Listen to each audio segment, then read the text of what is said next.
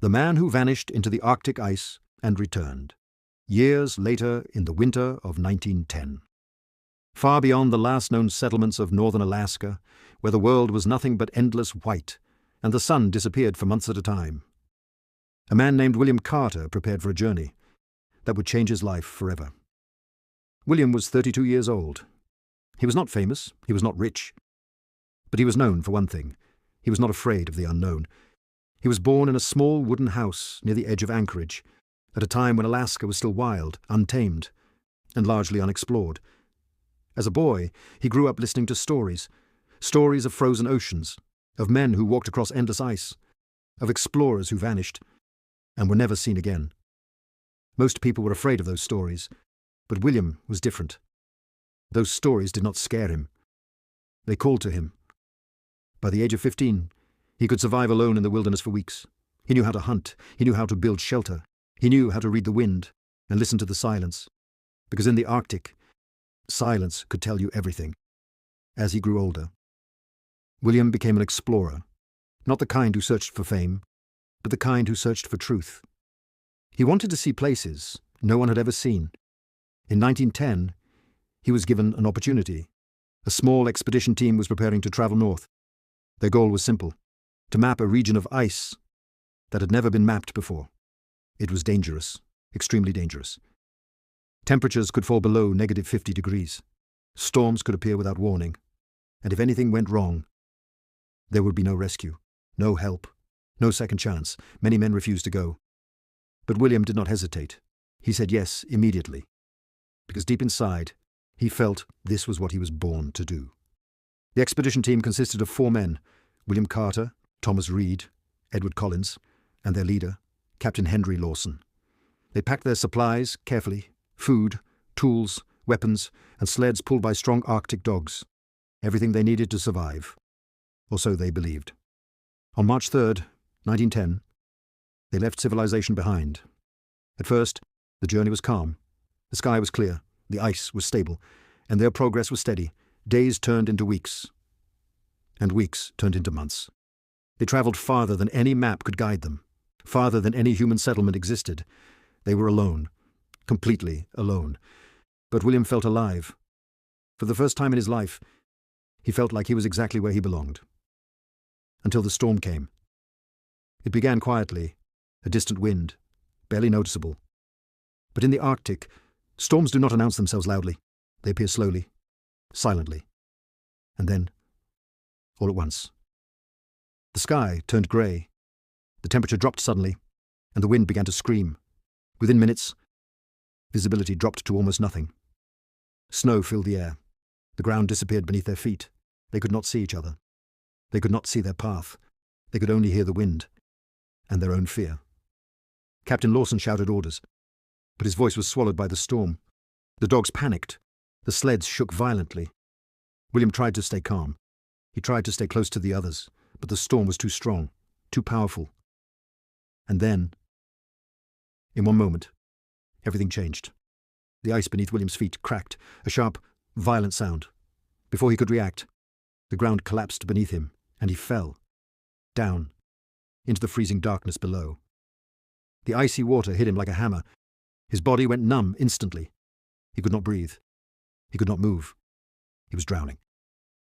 Above him, the storm continued to rage, and no one saw him disappear. No one heard him fall. To the expedition team, William Carter was gone, lost to the Arctic. The man who refused to die. The freezing water swallowed him instantly. William Carter's body went into shock. The cold was unbearable. It felt like thousands of knives cutting through his skin. His lungs burned. His heart pounded violently. He tried to move, but his muscles refused to respond. This was how people died in the Arctic. Not with noise, not with struggle, but with silence and cold, endless cold.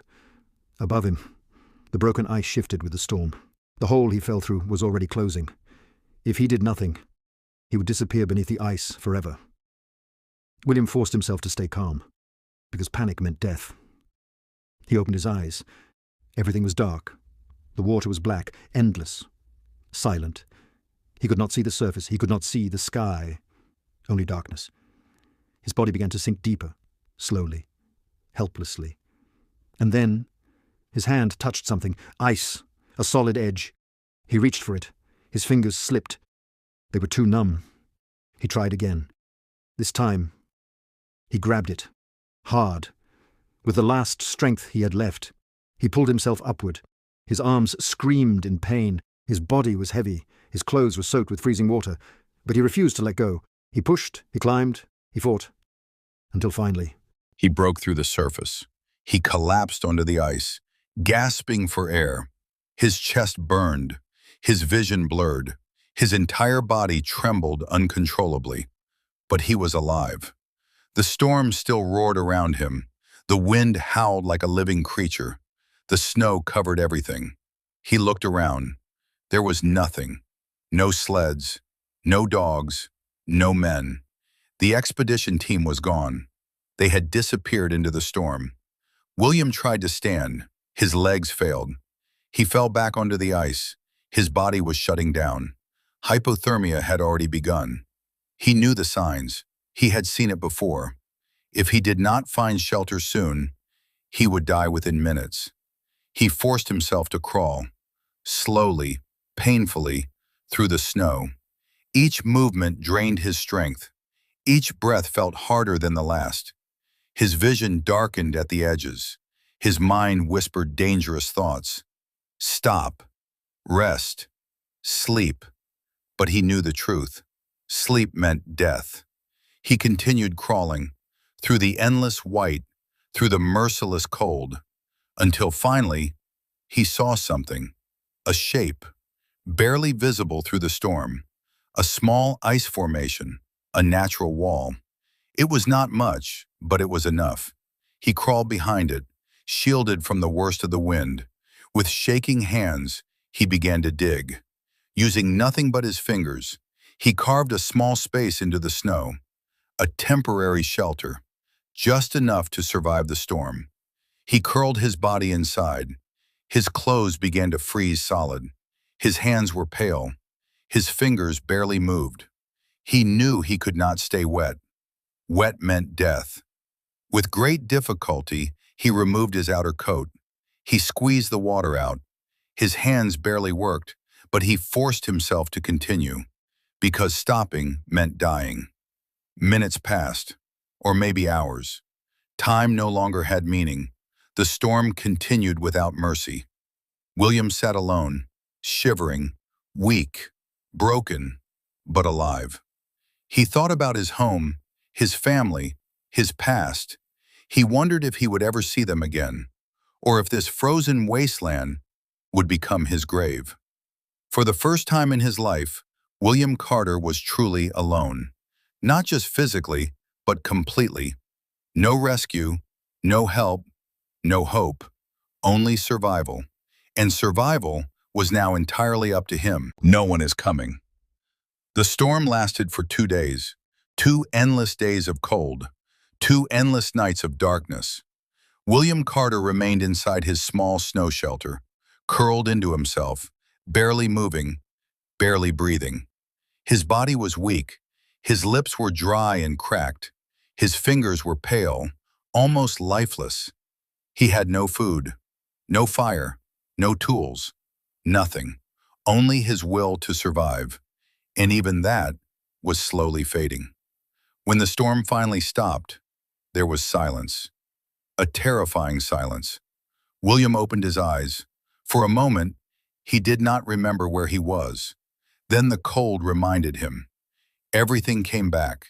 The expedition, the ice, the fall, the storm. He was alone, completely alone.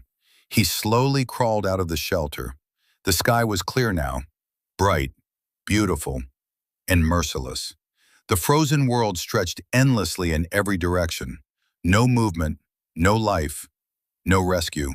Only white, endless white. He stood up carefully. His legs trembled beneath him, but they held, barely. He looked around, hoping to see something, anything, smoke, movement, people. But there was nothing.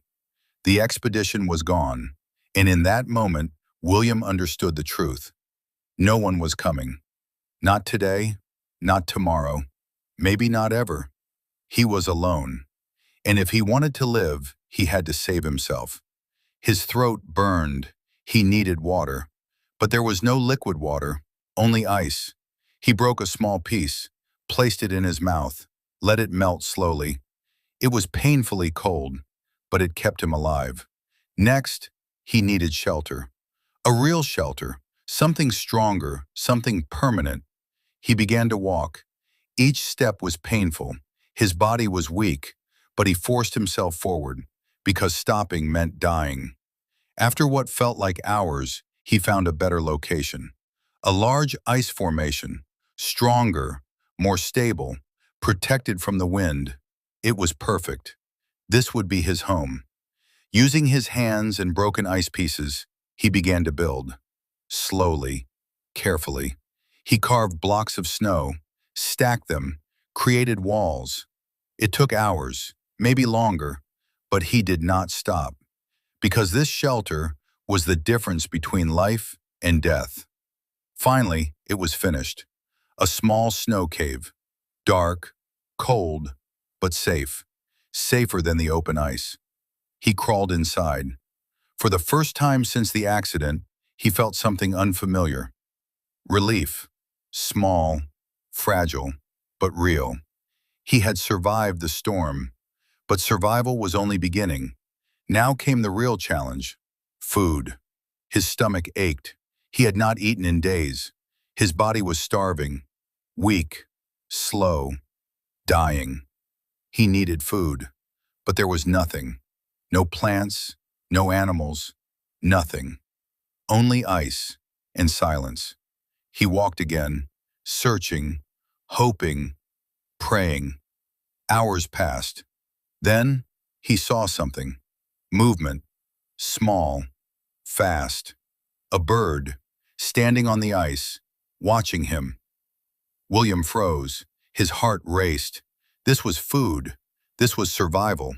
He moved slowly, carefully, step by step. The bird did not move.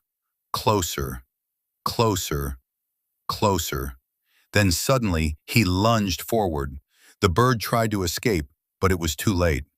William grabbed it, held it tightly.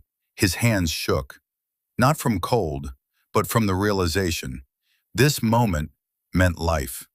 He had never killed an animal with his bare hands before, but now he had no choice. He whispered softly, "I'm sorry." Then he did what he had to do, because survival does not care about comfort. It only cares about life. He ate slowly, carefully, forcing his body to accept food again. It was not enough, but it was something, and something meant hope. That night, inside his small snow cave, William Carter realized something important. He was no longer waiting for rescue. He was surviving, one day at a time, one moment at a time, one breath at a time. He was no longer the man he used to be. He was becoming something else, something stronger, something harder, something the cold could not break. Because now he understood the only rule of this frozen world: survive or die. The mind begins to break. Days passed, then weeks. Time lost its meaning. There was no sunrise he celebrated, no sunset he remembered, only survival, only routine, only pain. William Carter woke each day in the same frozen darkness, his body weaker, his face thinner, his eyes emptier. He no longer counted the days, because counting made it worse. Counting reminded him of how long he had been forgotten. Each morning he forced himself to stand, his joints stiff, his muscles aching. Sometimes his legs refused to move, sometimes he fell. But he always stood again, because lying down meant death. He searched for food. Sometimes he found birds, sometimes nothing. On the days he found nothing, he endured hunger. Real hunger, the kind that consumes your thoughts, the kind that makes your body feel hollow, the kind that whispers, "Give up." But William refused. Not yet, not today. At night, the cold was worse. It entered his bones. It wrapped around his heart. It made sleep impossible. And in that darkness, his mind began to change. At first, it was small things. He thought he heard voices, faint, distant, someone calling his name. William! He opened his eyes, listened carefully, but there was nothing. Only wind, only silence. He told himself it was nothing, just imagination, just exhaustion. But the voices returned, again and again. Sometimes he heard footsteps, crunching on snow, behind him. He turned quickly, hoping, praying, but no one was there. He was still alone, always alone. Loneliness is not just silence. It is something deeper, something heavier. It presses on your mind, slowly, relentlessly, until reality begins to blur. One night, William spoke out loud, not because someone was there, but because he needed to hear a human voice, even if it was only his own. Hello? His voice sounded weak, strange, unfamiliar. He had not spoken in so long. He tried again. My name is William Carter. The words echoed softly inside the snow cave. For a moment, he imagined someone listening, someone answering, but no one did. He laughed, a broken laugh, not from humor, but from despair. He was disappearing, not physically, but mentally, emotionally, slowly becoming part of the frozen world. Days became harder, his body thinner, his strength fading, his hope weakening. He began to wonder something dangerous. What if rescue never came? What if this was the end? What if this frozen place was his grave? The thought stayed with him, followed him, haunted him. One day, during a violent snowstorm, his shelter collapsed again. The walls broke, the roof fell. Snow buried everything. William crawled out, exhausted, defeated. He looked at the ruins, at the destroyed shelter, at the endless storm, and something inside him broke. He fell to his knees. He did not move. He did not speak. He did not fight. For the first time since the accident, William Carter stopped trying. The cold surrounded him. The wind howled around him. And he sat there, still, silent, empty. Minutes passed, maybe longer. His eyes slowly closed. His body relaxed. It would be so easy, so peaceful, to stop fighting, to stop hurting, to stop surviving, to simply rest forever. But then something happened. Something small, something powerful. A memory. He saw a face, his wife, smiling, her eyes full of warmth, full of life. He heard her voice. You promised you would come home. William's eyes opened. His heart pounded. His breath returned. No, not like this. Not here. Not alone. He would not die on this ice. He stood up, slowly, painfully, but with purpose.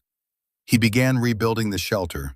Again, his hands bleeding, his body shaking, but his mind stronger. Because he remembered something important. He was not just surviving. He was fighting to return home. And as long as he kept fighting, he was still alive. The first sign of hope. The storm passed. But William Carter had changed. He was no longer the same man who had crashed onto the frozen wasteland months ago. He was thinner, weaker, but harder, stronger in ways no one could see. He no longer expected rescue. He no longer waited for miracles. He simply survived. One day at a time, one breath at a time. That morning, the sky was clearer than usual. The wind was calmer. The frozen land stretched endlessly in every direction. White, silent, empty. William stepped outside his shelter, his legs weak, his body tired. But something felt different. He didn't know why. He began walking, slowly, carefully, his boots pressed into the snow, each step deliberate, each movement costing energy. He didn't know where he was going. He just walked. Sometimes movement was the only way to stay alive. After several minutes, he saw something unusual, something dark, half buried in the snow. William froze, his heart pounded. He stared at it. It didn't belong there. Everything in this frozen world was white, but this was black. Carefully, he moved closer, each step filled with caution, fear, hope, confusion. As he approached, his breath became faster. It was metal, frozen solid, partially covered by ice. He dropped to his knees, his hands trembling. He brushed away the snow, slowly revealing its shape, and then he realized it was part of the airplane, a broken section of the wing. He stared at it in disbelief. This meant something important, something powerful. He was not as far from the crash site as he had believed. He was still within reach of where it happened, which meant rescuers might search this area, which meant he might still be found. Hope, real hope. For the first time in months, his heart raced, his mind awakened. He searched the wreckage carefully, looking for anything useful, anything that could help him survive or signal for help. Then he found something else. A small metal box, half frozen into the ice. He pulled at it. It didn't move. He pulled harder, his hands slipping, his fingers numb, but he refused to stop. Finally, it broke free. He held it in his hands, staring at it. It was damaged, scratched, but still intact. Slowly, he opened it. Inside was something incredible. A flare gun. William froze. He couldn't breathe. He couldn't believe it. A flare gun meant one thing: signal, visibility, rescue. His hands shook as he held it. He checked it carefully. Inside, there was one flare left. Only one chance, one opportunity, one signal to the world. He closed his eyes, took a deep breath. This changed everything. Now, he was no longer invisible. Now, he had a voice, a way to be seen, a way to be found. But there was a problem. He could not waste it. He could not fire it blindly. He needed to wait. He needed to be patient. He needed the right moment, the moment when someone, anyone, might see it. So he returned to his shelter, holding the flare gun like treasure, like hope itself. Days passed. He kept it safe, protected, ready. Each morning he scanned the horizon, watching, waiting, listening, for any sign of life, any sound, any movement, anything. Then one day, it happened. A sound, faint, distant, but real. William froze. His heart stopped. He listened carefully. There it was again. A low, distant, mechanical sound. Not wind, not ice. Something else. Something impossible. Something he had not heard in months. An engine. His heart exploded with hope. He ran outside, his eyes scanning the sky, searching desperately. And then, far in the distance, he saw it. A small dark shape, moving, crossing the sky. An airplane. The flare. William Carter couldn't breathe. The airplane was real, not a dream, not his imagination. It moved slowly across the distant sky, small, far away, but real. His hands trembled. His heart pounded violently inside his chest. For months, he had seen nothing.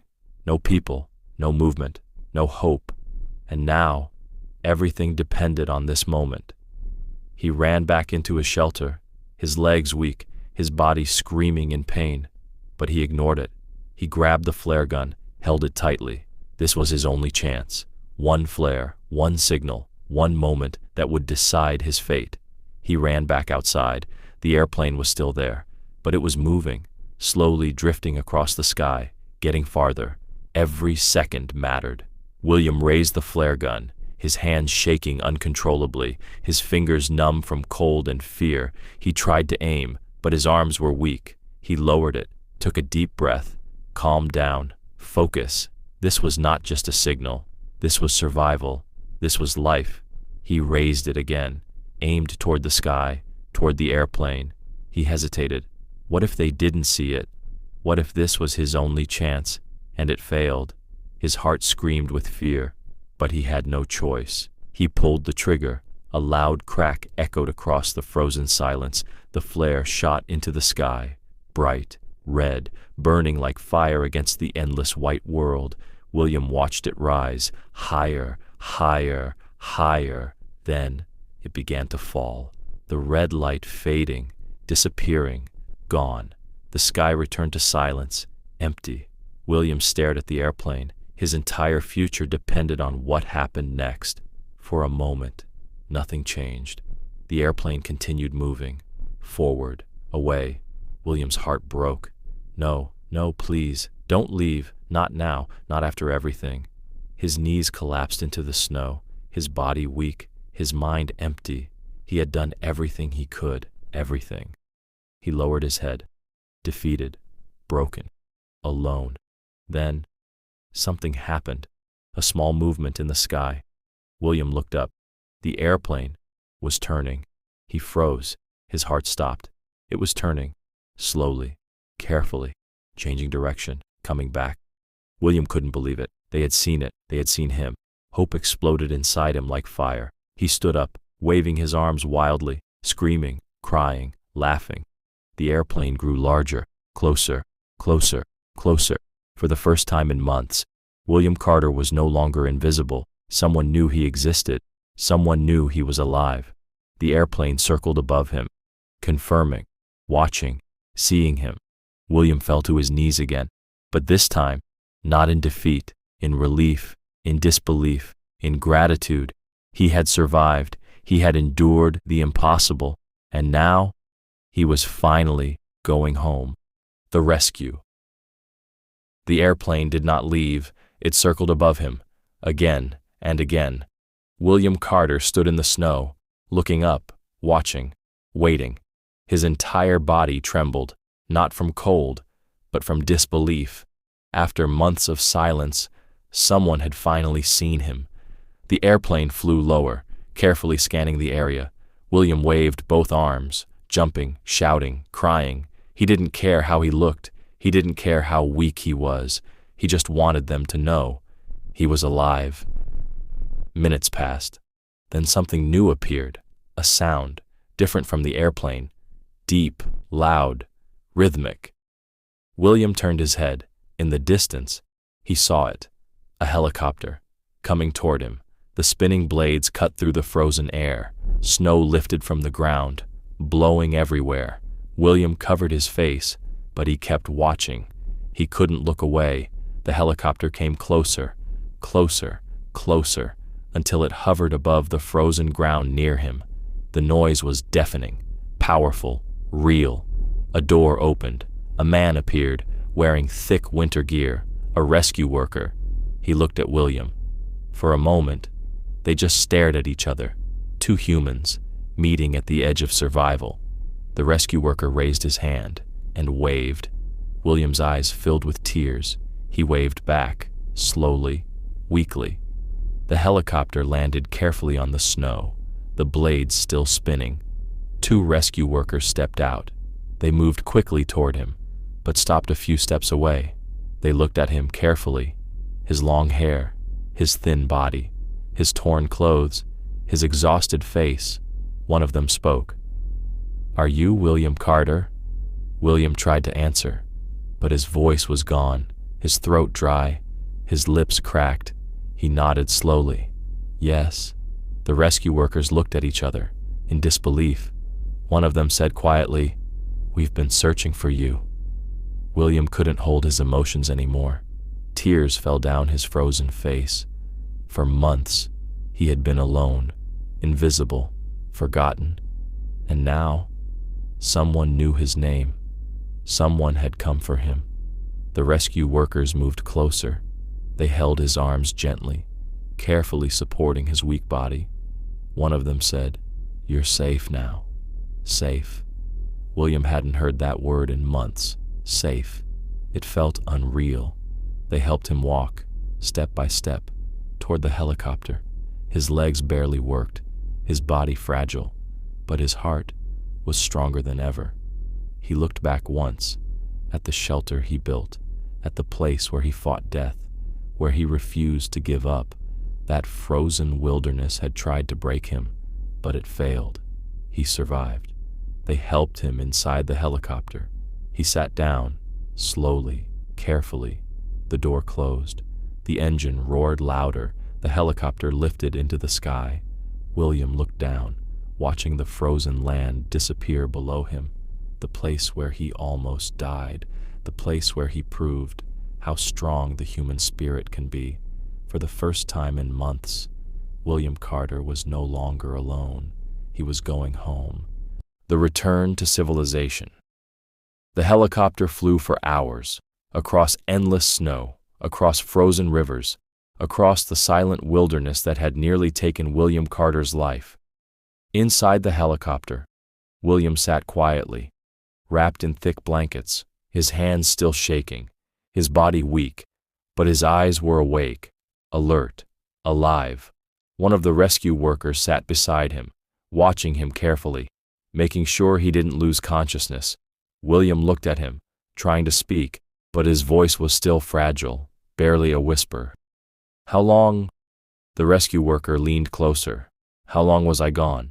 The rescue worker hesitated, then answered gently, 7 months. 7 months. William closed his eyes. 7 months alone. 7 months fighting cold, hunger, fear, death, and yet he survived. Hours later, the helicopter landed, not in snow, not in wilderness, but in civilization, a rescue base with buildings, vehicles, people, real people, waiting, watching. As the helicopter door opened, medical workers rushed forward. They carefully helped William out, placing him on a stretcher, checking his pulse, his breathing, his temperature, everything. One doctor said quietly, "He's severely malnourished." Another said, "But he's alive. That's what matters." Alive. William was taken inside, into a warm room. Bright lights, soft beds, clean air, things he hadn't experienced in months. It felt overwhelming, unreal. They gave him water, slowly, carefully. His body needed time to adjust. Too much too fast could be dangerous. His system had been surviving on almost nothing. Now it had to learn to live again. Days passed. William remained in the hospital. Doctors monitored him constantly. His strength returned slowly, very slowly. He began eating again. Small portions, soft food. His body accepted it. His muscles still weak, but improving. Each day, he became stronger. Each day, he came closer to being human again. Then one morning, a nurse entered his room. She smiled gently. "There's someone here to see you." William looked confused. Someone? Who?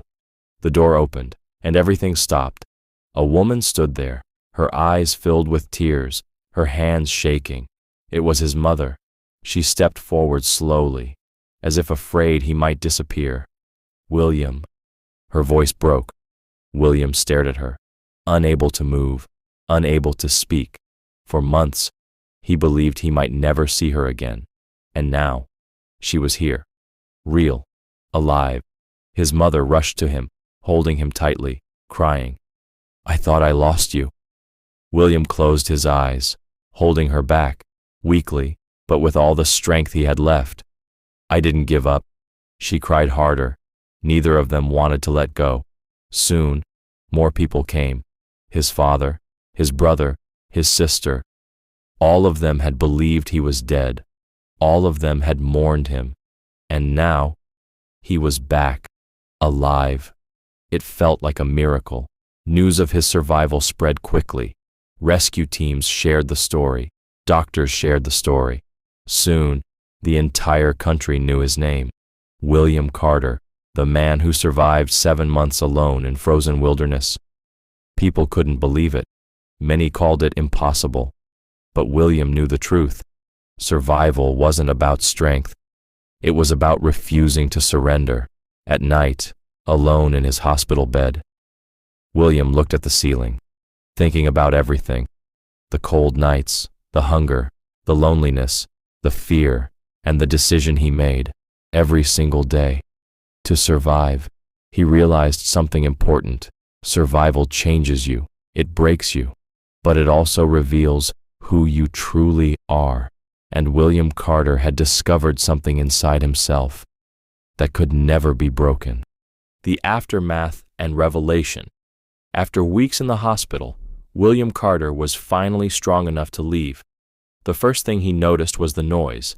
Cars, voices, machines, the hum of life that he hadn't heard for months. Outside the hospital, reporters waited, cameras, microphones, flashing lights. He stepped out slowly, unsure of how to act. He was a man returned from the dead, a man who had lived 7 months alone in a frozen wilderness. One journalist asked, trembling, "How did you survive?" William paused, thinking of the cold nights, the hunger, the storms, the fear. He swallowed hard. "I didn't do anything special," he said. "I just refused to give up." The crowd was silent. Everyone leaned in closer. He spoke about the small victories, finding food, making shelter, starting fires, and most importantly, believing he could survive another day. "Hope. Hope is what kept me alive," he whispered, "and faith in myself, faith that I could make it through the night." The reporters asked about his family, his parents, his siblings. "They kept me alive in my thoughts," he said. "I imagined seeing them again. I imagined holding them. That kept me going when I had nothing else." In the following weeks, William shared his story widely. He visited schools, talking to children about resilience. He spoke to survival experts about his experience. He even helped train young hikers and explorers, teaching them lessons he learned the hard way. Yet, despite the fame, William remained humble. He never claimed to be a hero. He only told the truth. Survival is not about skill alone. It is about determination. It is about hope. And above all, it is about refusing to surrender. Psychologists later examined William. They noted signs of trauma, flashbacks, nightmares, anxiety, but he faced it all, slowly, patiently, with the same courage that kept him alive in the wilderness. He said quietly, "I survived the outside world, but now I had to survive myself." And so he became an inspiration, a living proof that even in the darkest moments, the human spirit can endure. In interviews, people asked, "Would you do it again?" William laughed softly. "Never, but I wouldn't change a thing. Every moment taught me something. Every struggle made me stronger." His story was written in newspapers, books, and magazines. It inspired others to never give up. People everywhere wondered, could they survive what William Carter survived?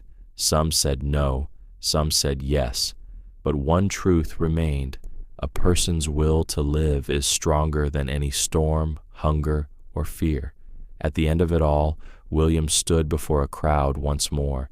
He looked at everyone, tired but alive, and he said, "Life is precious. Every day is a gift.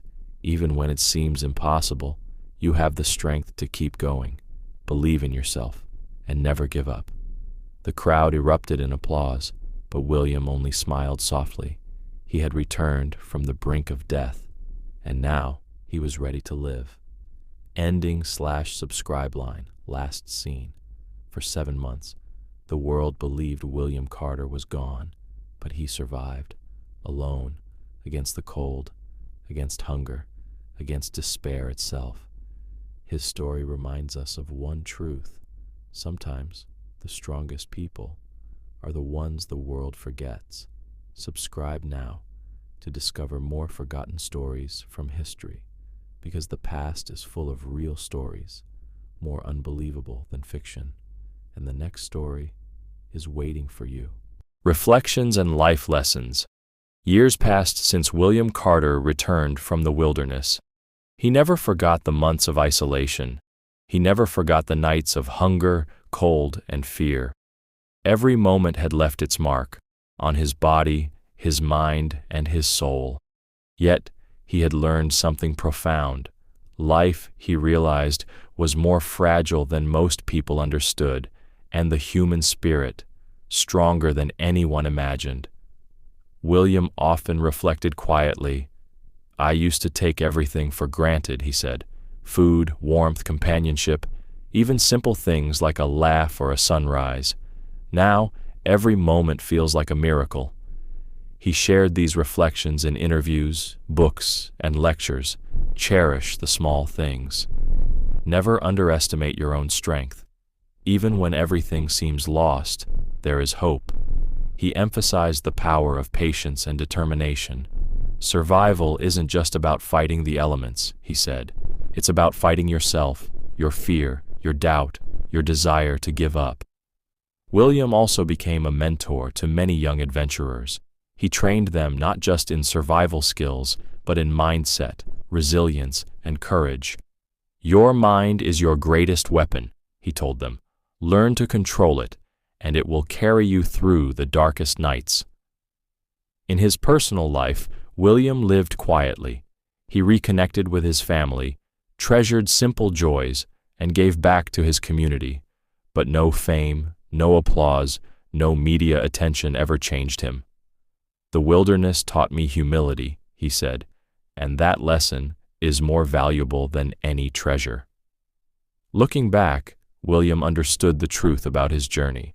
Survival is a choice, hope is a decision, courage is a habit, and most importantly, even when the world forgets you, you can never forget yourself. In his final speech to a crowd of students and explorers, he said, "Every life has storms. Every life has moments of despair, but within you there is a strength waiting to be discovered. Hold on, believe, and never give up, because your story is worth surviving for." For 7 months, the world believed William Carter was lost, but he survived, alone, against hunger, against fear, against despair itself. His story is a testament to courage, resilience, and the human spirit. Subscribe now to discover more forgotten stories from history, because history is full of real stories, more unbelievable than fiction. And the next story is waiting for you.